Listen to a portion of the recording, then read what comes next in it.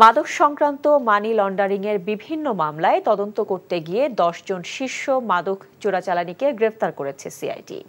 একই সঙ্গে মাদক বিক্রি থেকে অর্জিত এসব আসামির ১৭৮ কোটি ৪৪ লাখ টাকার সম্পদ ও নগদ অর্থ বাজেয়াপ্ত করা হয়েছে।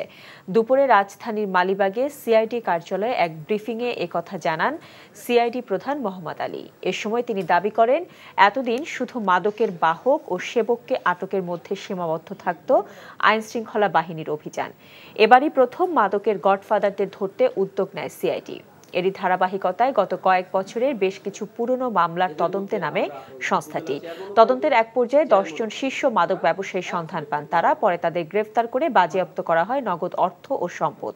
এ ঘটনায় কক্সবাজারের আলোচিত সাবেক সংসদ সদস্য আব্দুর রহমান বদির ভাইদের সম্পৃক্ততা পাওয়া গেছে বলেও সিআইডি পক্ষ থেকে জানানো হয়। গডফাদারদের আমরা ধরতে পারিনি।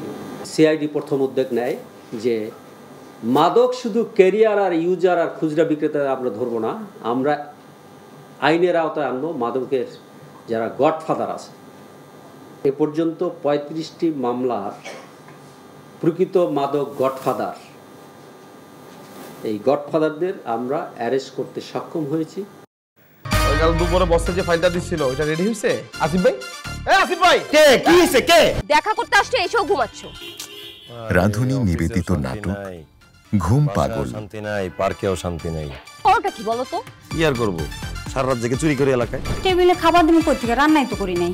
চা করব কেমনে? চা পাতা তো শেষ হয়ে গেছে। রচনা চয়ন দেব, পরিচালনা নাজমুল রন। সাথে বিয়ে করে ফেলবো। আপনি এই বয়সে বিয়ে করতে পারবেন না বলছি, মানে পারবেন না। আসিফ, তুমি আমার সাথে দেখবেন সপ্তম দিন বাংলাদেশ সময় রাত ৯টা ১৫ এবং নিউ ইয়র্ক স্থানীয় সময় সকাল ১১টা ১৫ এনটিভিতে। ইলেকট্রিসিটি চলে যাওয়ার কোনো টাইম পায় না।